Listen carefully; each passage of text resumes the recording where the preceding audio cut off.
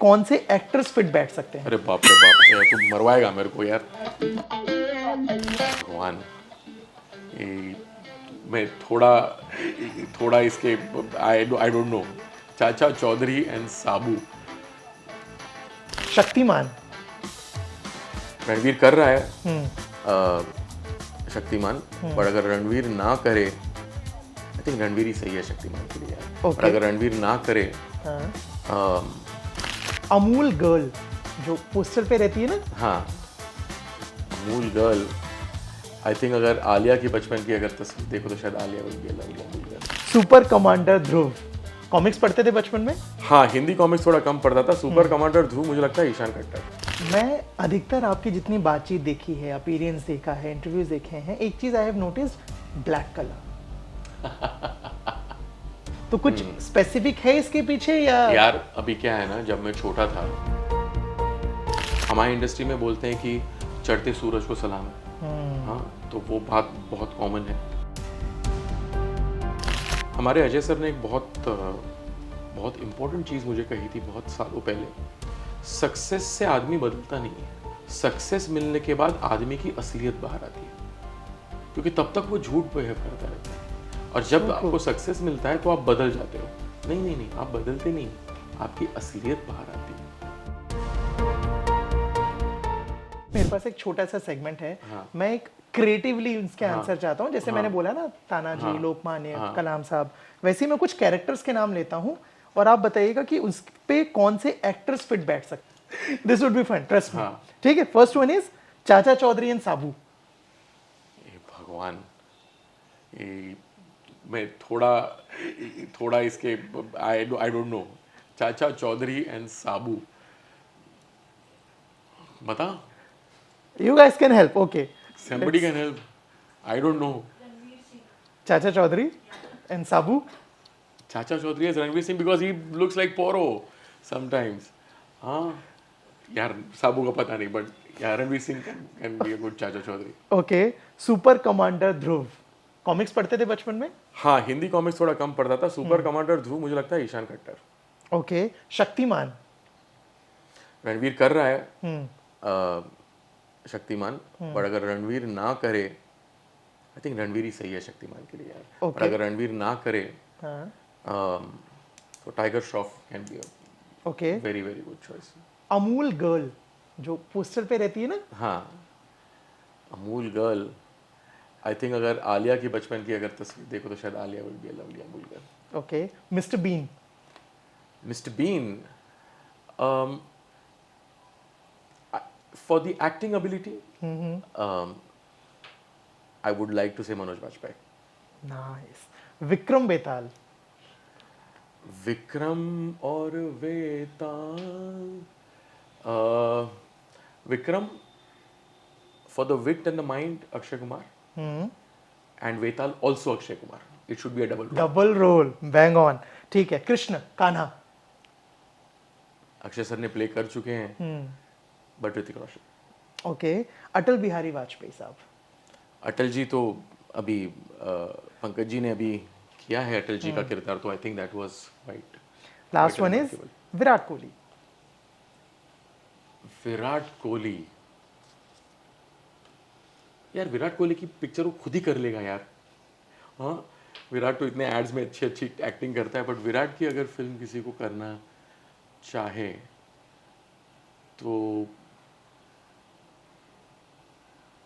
I would like to say Vicky Kaushal. Vicky Kaushal is taller, much taller, but I think that gravitas. Fair है। मुझे सबसे पहले तो यही बताइए, राइटर, डायरेक्टर, प्रोड्यूसर, सबसे ज़्यादा चैलेंजिंग टास्क या चैलेंजिंग रिस्पॉन्सिबिलिटी कौन सी है? यार हर एक चीज़ अपने आप में मुश्किल है।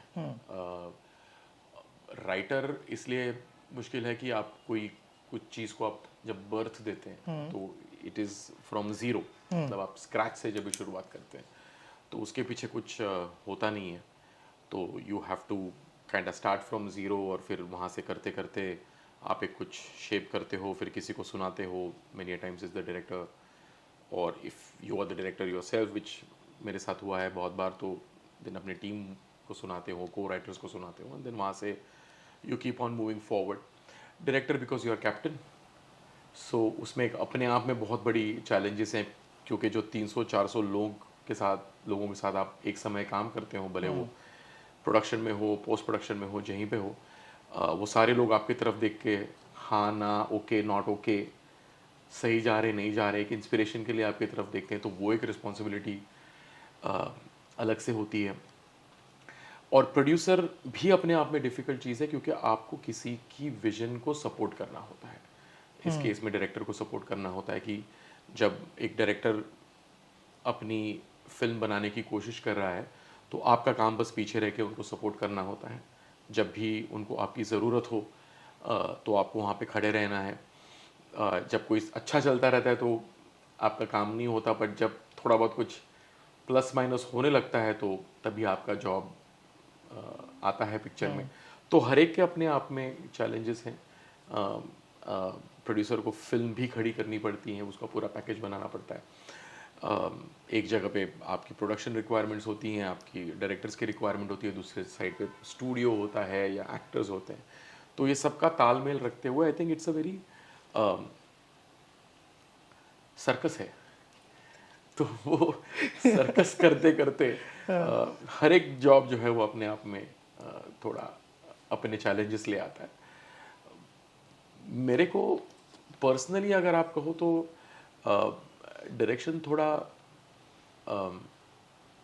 सुकून लगता है और प्रोड्यूसिंग थोड़ा रिलैक्सिंग लगता है। सो एक प्रॉब्लम सॉल्विंग एबिलिटी अगर आप लेके आते हो तो प्रोड्यूसिंग थोड़ा एक रिलैक्सिंग काम होता है, because you have to get in there, solve the situation and come out and let somebody else lead, and then you're following somebody. Direction you have to lead, so everything has a different challenge. मैं अधिकतर आपकी जितनी बातचीत देखी है, appearance देखा है, interviews देखे हैं, एक चीज I have noticed, black colour 80-90% times ऐसा ही होता है। तो कुछ स्पेसिफिक है इसके पीछे या? यार अभी क्या है ना, जब मैं छोटा था तब जब हम फिल्म के सेट पे जाते थे, या मेरी माँ नॉन फिक्शन करती थी, सिनेमा में मतलब फिक्शन में नहीं काम करती थी, पर नॉन फिक्शन की प्रोड्यूसर थी, और डॉक्यूमेंट्रीज और ये सब में मैं बचपन में सेट्स में जाता था। और तभी क्या होता है, वीडियो असिस्ट नहीं होता था, जो आज आपको मॉनिटर पे देखने को मिलता है, तो वो नहीं होता था। And there is a camera, and then you would stand next to the camera to see the best frame that you can see closest to the camera. Eyepiece में तो सबको देखने की अनुमति नहीं होती, वो तो सिर्फ डायरेक्टर देखेगा या तो फिर डीओपी ऑब्वियसली देखेगा। कभी कभार किसी कोई प्रोडक्शन डिजाइनर को या कॉस्ट्यूम वाले को कभी उन्होंने दिखा दिया, अब उन्होंने बोला तो देखने को मिलता था, पर बाकी सब लोगों को कैमरा के पास रह के देखना होता है। अभी जब भी आप और मैं शूट कर रहे हैं और ये कैमरा यहाँ पे है, कैमरा मेरे पे फोकस्ड है, अगर मैं कैमरा के साइड में खड़ा रह गया और ये रूम लिट है और मैंने अगर से पकड़ लो कि मैंने पर्पल कलर का या रेड कलर का शर्ट पहना हो, तो वो जो लाइट बाउंस होता है वो सामने एक्टर के ऊपर भी बाउंस होता है। So when that light bounces the texture changes and the DOP would ask you to go away. So you had to wear black to stay close to the camera, and तभी camera के पास रह के ही frame के थोड़े बहुत idea आपको समझ में, ऐसे हो रही है शूटिंग, ऐसे चल, तो लर्निंग प्रोसेस। तो जब भी आपने कोई दूसरा कलर पहना है तो आप कैमरे के पास खड़े नहीं रह सकते थे, तो ब्लैक पहन के ही आप कैमरे के बहुत पास जा सकते हैं, लाइट कम बाउंस होता है, ये एक रीज़न। दूसरा रीज़न ये है कि जब आप फ्लोर पे फिल्म शूट कर रहे हैं और पकड़ लो कि आपने कोई एक वाइब्रेंट कलर पहना है, और वाइब्रेंट कलर जब आपने पहना है और आप जब हिलते हो, आप शॉट तो चल रहा है और आप हिल रहे हो, तो एक्टर को डिस्टर्ब करता है, क्योंकि एक random colour is moving here and there, उनका फोकस खराब हो सकता है। But if you are wearing black then you are not seen, because आप अगर हिले तो वो ज़्यादा जारिंग नहीं लगता। सो वो शायद तब से आदत लग गई है ब्लैक पहनने की, so that you are not bothered, you don't bother anybody with your presence on the set. Wow, मतलब ये सवाल पूछने से पहले मुझे लग रहा था शायद जवाब आएगा कि मेरा फेवरेट कलर है, या आ सकता है कि मैं इस रीज़न से पहनता हूँ, but This is actually a brilliant thing that technically that you described. So if you see all my assistants, all my core team members, every time they are always wearing black. So we have a unsaid rule. अगर आपकी दाढ़ी उगती है तो उड़ाओ और black पहनो. It's a unsaid rule. Okay. दाढ़ी उगनी चाहिए. और जिसकी नहीं उगती नहीं उगाए. लड़कियों की या फिर कोई लड़कों की भी नहीं उगती तो वो नहीं उगाए, पर जिनकी उगती है वो दाढ़ी बढ़ाए और काले कपड़े पहन के घूमे. अच्छा, मैं क्लीन शेव होके नहीं आया आज. ठीक है, मुझे ये बताइए, जब एज अ प्रोड्यूसर आप किसी भी प्रोजेक्ट से जुड़ते हो, वो हॉन्टेड 3D से लेके ज़ेंडे तक हो सकता है, कितना इन्वॉल्व होते हो? सेट पे जाते हुए या नहीं, स्क्रिप्ट में इन्वॉल्व होते हुए या नहीं, कास्टिंग में होते हुए नहीं, या फिर नहीं कि I will be just a producer? See, it's a teamwork. So it will be highly incorrect for me to say that, that you do not get involved or you get involved. There is nothing right or wrong. I think a job of a producer is to let the director work. A job of a producer is to speak when you are spoken to. A job of a producer is to be there as a consultant to all your team members, whether it is your director, whether it is your actor, whether any of the HODs or even your assistants, anybody, जिसे भी एक third man point of view, third person point of view की जब ज़रूरत पड़ती है, तब you have to be there available for them. You have to be available to make sure that all the departments can do the job that they want to do. And I think वहीं पे आपका काम खत्म होता है. Rather वहीं शुरू होता है और वहीं खत्म होता है. आपके काम की यहीं तक सीमित रहते हैं कि आपको मेक श्योर करना है कि हर डिपार्टमेंट अपना काम कर सके और आपको पीछे बैठना है. और जब फायर फाइटिंग की टाइम आती है तो आपको ऑब्वियसली स्टेप इन करना पड़ता है, but that is only at the behest of the director. If the director needs you to get involved, you have to get involve. वो चाचा का काम है ना. तो वो शादियां तो चलती रहती हैं, है ना. शादी हो रही है, मंडप लग रहे हैं, हाँ सब वो क्या रिवाज चल रहे हैं. जब कभी फंस जाते हैं ना कि यार ये पहले रिवाज करना है कि वो रिवाज पहले करना है, तब चाचा को पूछा जाता है कि चाचे पहले क्या करूं, ये करना है कि पहले ये करना है. तब चाचा बोल दे कि भाई पहले ये कर लो ताकि आपकी लाइफ में सुविधा हो जाए और फिर ये कर लेना. तो वो चाचा का काम है. और कास्टिंग में इन्वॉल्व होते हो किसी भी प्रोजेक्ट की? चाचा जितना होता है उतना ही होगा. And how do you see creative differences किसी भी सेट पे, किसी भी फिल्म में, चाहे वो राइटिंग के उस पे हो, चाहे वो डायरेक्शन में हो, चाहे वो शॉर्ट में हो, कभी होता है कोई किस्सा ऐसा है जब कुछ क्रिएटिव डिफरेंस हुआ हो एक्टर के साथ या राइटर के साथ या डीओपी के साथ? As a director it is a different way to handle. As a producer you have to follow the director, because at the end of the day the director is the captain of the ship, and you have to follow the director. You have to follow the director's vision. Director को जो करना है वो करते रहें और हमको उनके नज़रिए से देखते हुए आगे बढ़ना है. तो उनको क्या चाहिए उसके हिसाब से आप एक बाउंसिंग बोर्ड के तौर पे उनके साथ काम कर सकते हो, बट डिसीजन जो है that will always remain with the director. हम ऐसी इंडस्ट्री में जहाँ बोला जाता है हर शुक्रवार किस्मत बदलती है. कभी you are as good as your last Friday. Correct. और पॉजिटिविटी और नेगेटिविटी दोनों चीज़ें बहुत चलती हैं. बहुत लोग बोलते हैं कि यार अगर प्रोजेक्ट हिट हो गया तो ना सिर्फ प्रोफेशनली, पर्सनली भी लोग बदलते हैं, तारीफ करने लगेंगे, अप्रोच करने लगेंगे, मिलने लगेंगे, वैसा वर्सा. अगर दूसरे लोग बदलते हैं. Have you witness something like that कि अगर कुछ अच्छा हुआ प्रोफेशनली तो पर्सनली भी लोग बदले, और नहीं हुआ तो फिर वो लोग भी बदल गए? देखो, जो अपने होते हैं वो नहीं बदलते. जो अपने होते हैं वो आपके सक्सेस से उनको कोई फ़ायदा नहीं होता. उनको खुश हो जाते हैं कि भाई अपने भाई को या अपने दोस्त को या उसको सक्सेस मिला तो वो खुश हो जाते हैं. और अगर फेलियर हुआ तो उनकी लाइफ में कोई फ़र्क नहीं पड़ता, वो रिश्ते वैसे ही कायम रहते हैं. और जो अपने नहीं होते हैं वो रंग बदलू होते हैं, तो वो वैसे ही रहते हैं. हमारी इंडस्ट्री में बोलते हैं कि चढ़ते सूरज को सलाम है. हाँ, तो वो बात बहुत कॉमन है. मैं उल्टा सोचता हूँ इसके बारे में. मैं सोचता हूँ कि सक्सेस और फेलियर आप में क्या बदलाव लाता है वो आपके कंट्रोल में है. तो सक्सेस और फेलियर अगर आपको टच नहीं करे तो आपको आगे चलते रहना है.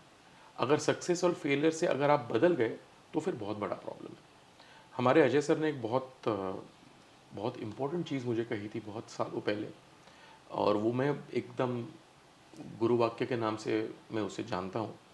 वो चीज़ ऐसी है कि उन्होंने कहा था कि सक्सेस से आदमी बदलता नहीं है, सक्सेस मिलने के बाद आदमी की असलियत बाहर आती है, क्योंकि तब तक वो झूठ बिहेव करता रहता है, और जब सो ट्रू। आपको सक्सेस मिलता है तो आप बदल जाते हो। नहीं नहीं नहीं, आप बदलते नहीं हो, आपकी असलियत बाहर आती है। करेक्ट। तो आप पहले से वैसे ही थे, बट सक्सेस के बाद आपका रंग रंग दिखा दिखने दिया। लग गया। तो वो अगर आपका कोर अगर सच्चा और सिंपल और जैसे है वैसा है, तो सक्सेस हो या फेलियर हो, आपको उससे कोई, आपके बर्ताव में कोई फर्क नहीं पड़ेगा। और सामने वाले के बर्ताव के बारे में मैं क्या कर सकता हूँ, वो कर ले कुछ भी। अजय देवगन का जिक्र हुआ, मुझे पीछे तानाजी का पोस्टर दिख रहा है और उसकी मैं बात करना चाहूंगा। मुझे याद है जब वो फिल्म आई थी तो बोला गया था कि पूरी एक सीरीज, एक अनसंग वॉरियर का पूरा एक सीरीज तैयार किया जाएगा। उस पर कुछ अपडेट है, कुछ प्लानिंग है? अभी तक तो अपडेट है नहीं। इच्छा तो बहुत बड़ी है कि अनसन वॉरियर के ऊपर हम कुछ और भी करें, बट वैसी कहानियाँ हमें और दिखनी, मतलब we are yet to identify. जब भी हो जाएगी हम डेफिनेटली उसके ऊपर काम करेंगे। कोई ऐसे नाम है जो जहन में चलते हैं कि अगर अजय से मुलाकात हुई, बात हुई, या जब भी बाकी टीम से, तो हम इन इन लोगों को प्लान कर रहे हैं कि शायद इन पे कुछ हम बनाएं? यार बहुत बहुत बहुत नामचीन, बहुत बड़े किरदार हैं हमारे भारत के इतिहास में। बहुत से नोन हैं, बहुत से अनसंग वॉरियर्स हैं। नाम तो डिस्कशन में हैं, पर ऐसे उसके बारे में आज कुछ बोल नहीं पाऊंगा। करेक्ट। मैं अगर आपकी फिल्मों की बात करूं तो कहीं ना कहीं वो ऐसे किरदार या ऐसी फिल्में रहती हैं जो या तो हमारे, मतलब कहीं ना कहीं हमारी ही कहानियां है, चाहे वो तानाजी हो, चाहे वो लोकमान्य हो, चाहे वो कलाम साहब जो भी आ रही फिल्म हो। How do you see all those topics कि मेरे को ऐसा ही कुछ बनाना है, दैट टू उनकी कास्टिंग? यार टॉपिक का सिलेक्शन तो यहाँ से होता है। मतलब जब कोई सब्जेक्ट यहाँ पे टच करता है, भले वो एक न्यूज़पेपर आर्टिकल के तौर पे हो, या किसी की बायोग्राफी पढ़ के हो, या स्कूल में पढ़ी हुई किताब हो, या हिस्ट्री का लेसन हो, जब वो यहाँ पे टच करता है तब लगता है कि इसके ऊपर हमको कुछ करना चाहिए। फिर उसके ऊपर आप थोड़ा बहुत पढ़ते हो, कुछ चीज़ें बचपन में पढ़ी होती हैं, कुछ बाद में पढ़ते हैं, कुछ काम के तौर पे पढ़ते हैं, कुछ एक स्क्रिप्ट लिखने के तौर पे पढ़ते हैं। और जैसे जैसे वो भाते रहता है, जैसे जैसे वो जहन में चढ़ते रहता है, वैसे वैसे वो कहानी, वो सब्जेक्ट, वो किरदार लोगों के सामने पेश करने की एक एक ईर्ष्या पैदा होती है। और जब तक वो ईर्ष्या नहीं पैदा होती, जब तक आपको लगता नहीं कि यार ये मेरे को भूलनी पड़ेगी कहानी, तब तक वो प्रोजेक्ट आप खुद ग्रीन लिट नहीं करते हो। और आप जब स्वयं उसको ग्रीन लिट करते हो, तो उसके आगे आपकी जो एनर्जीज हैं वो इस हिसाब से अलाइन होती है कि सारी कायनात आपकी हेल्प में लग जाती है कि जुट भाई जाती हम है। इसको कैसे बढ़ाएं। But that genesis, that core, that power has to come from within, and that can touch you at any point. That can touch you.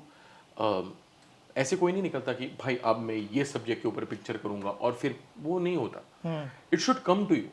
If it comes to you, if it starts bothering you, if it becomes uncomfortable that how come I have not told the story yet, that discomfort will create that want to make it right. और जब वो want बहुत strong हो जाती है, तभी आप जाके आपके आजू बाजू के लोगों को इंस्पायर कर सकते हो, और वो सारे लोग साथ में मिलके पूरे ऑडियंस को इंस्पायर करते हैं। और ऐसी फिल्मों के लिए आसपास के लोगों को जुटाना इजी होता है। जैसे मैं लोकमान्य, सुबोध भावे, है ना, अजय देवगन, सैफ अली खान, अभी धनुष, इन एक्टर्स को कन्विंस करना ऐसी फिल्म के लिए इजी होता है, फर्स्ट चॉइस होते हैं, या फिर मेहनत लगती है? यार भगवान की दया से आज तक जो भी मेरे फर्स्ट चॉइस है सबने हाँ कर दी है। आज तक भगवान की दया से मैंने कोई भी किरदार के लिए कोई एक्टर से ना नहीं सुना। ये मामले में मैं थोड़ा लकी रहा हूँ, और भगवान की दया से आगे भी लकी रहूँ। बट समहाउ ऐसे लगता है कि हाउ शुड आई से दिस, यार तू और मैं कोई नहीं है ना सिलेक्ट करने के लिए। मतलब मैं क्या सिलेक्ट करूँगा, मैं किसके पास जाऊँगा? दिस इज़ ऑल विधि लिखित। मुझे लगता है कि हर फिल्म चुनती है किसको उस पर काम करना चाहिए। हर फिल्म चुनती है कि मुझे ये फिल्म ओम से डायरेक्ट करानी है। हर फिल्म चुनती है कि मुझे ये इससे प्रोड्यूस करानी है। हर फिल्म चुनती है कि मुझे ये एक्टर से एक्टिंग करानी है. I think film remains the secret medium which sits on the top. That is the mothership, and that mothership kind of sends the energies down to you, and that kind of defines what is it that you want to do. So true. विधि का विधान है, जिसकी किस्मत में जो है भाई अपने हाथ मिल में जाएगा. है नहीं यार. मतलब कौन बोलता है कि मैंने इसको अप्रोच किया, मैंने उसको अप्रोच किया. भाई मेरे से अप्रोच करवाया, किसने करवाया? तो वो मैंने नहीं किया, वो मुझे क्यों सूझा? क्योंकि मुझे किसी ने सुझवाया. somebody drilled that thought into my head and that's how I acted on it. कलाम आ रही है नई अगली फिल्म आपकी. मैं बहुत एक्साइटेड हूँ, और मेरे जैसे शायद बहुत सारे लोग होंगे जो एक्साइटेड होंगे. कुछ उसके बारे में बात करने की इजाज़त है? इजाज़त ऐसा कुछ है नहीं. अभी हम स्क्रिप्टिंग स्टेज पे हैं. बहुत ही वास्ट सब्जेक्ट है. डॉक्टर कलाम ये एक नेशनल ट्रेजर है. साइंस के तौर पे देखा जाए तो एक ग्लोबल पर्सनालिटी है. हमारे देश के तो मतलब बहुत बड़े देशभक्त और एक बहुत ही बड़े नेशनलिस्ट है. और उनके ऊपर मतलब उनकी लाइफ विंग्स ऑफ फायर के उनकी जो किताब थी, उनकी जो बुक थी, उसका मेरे ऊपर बहुत ज़्यादा इन्फ्लुएंस हुआ जब मैं इंजीनियरिंग कर रहा था तभी, और कॉलेज के तौर पे. और मुझे समाव ऐसा लगता है कि आज जो मेरी लाइफ थोड़ी बहुत जो बन रही है, that is purely because of the teachings from that book. The way he believed in the youth, the way he believed in education system, the way he believed in indigenous innovations is something which is extremely true. वो आज की तारीख में बहुत सच है, जबकि वो उन्होंने वो ज़माने में ये सब सोच के रखा था, जिसे हम आज कहते हैं कि leader of the global south. He truly is the leader of global south. उन्होंने कहा कि हमें इनोवेशंस की तो ज़रूरत है, बट हम वही जो विकसित देश हैं उनके इनोवेशन पे हम डिपेंडेंट नहीं रह सकते. उनसे हमको खरीदने पड़ेंगे, उसके लिए भाव अधिक लगेगा, हमारी इंडिपेंडेंस नहीं रहेगी, हम डिपेंडेंट हो जाएंगे. उन्होंने कहा कि ये सब चीज़ें हम खुद इन्वेंट करते हैं और हम अपने पैरों पे खड़े रहते हैं. जब हम सुदृढ़ बनेंगे, जब हम स्ट्रांग बनेंगे, जब हम पावरफुल बनेंगे, तब बाकी के देश जो है जो हमें रिस्पेक्ट कर पाएंगे. See this is a man who built a missile. Correct? Building a missile is a very strong thing. It is very difficult. वो रॉकेट बनाना, बैलिस्टिकल ये वो सब, ये बहुत इंजन, वो जाना, वो फुट बहुत डिफ़िकल्ट है. Missile man of India.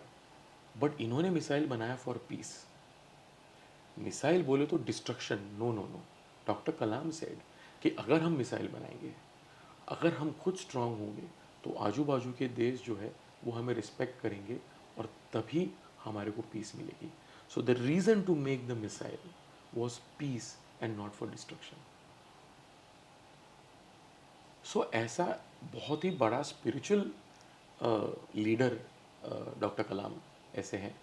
तो इनके ऊपर जितना सीखो, जितना समझो, जितना बनाने की कोशिश करो, उतना कम है. तो बस इसी में लगे हैं अभी. फिल्म में हम बचपन से लेके अंतिम स्पीच तक रहेगा? यार ऐसे थोड़ी बताऊंगा. कुछ तो मतलब ऐसे एक स्पेसिफिक टाइमलाइन रहेगा. ऐसे कैसे बताऊंगा मैं? पिक्चर देखनी पड़ेगी तेरी. तो वो तो मैं बोला एक्साइटेड है ही. कब तक आ रही है फिल्म? उसका कुछ अगले साल शूटिंग करेंगे. फिर अभी रिलीज डेट वगैरह कुछ अनाउंस नहीं करूंगा. पिक्चर पहले शूट करूंगा, सब करूंगा, फिर उसके बाद कराऊंगा. मेरे को वो घाई गड़बड़ नहीं चाहिए. बिल्कुल. क्या कुछ और आ रहा है इसके अलावा, as a producer, as a writer? अभी तो सिर्फ कलाम के बारे में बात कर सकता हूँ, और एक आधी फिल्म है जिसकी बातें चल रही हैं, बट अब उसके बारे में बोलना मुनासिब नहीं होगा. Thank you so much Om for the बातचीत, and all the very best for upcoming projects, and keep on enjoying the success of Zende. Thank you very much. Thank you very much for having me.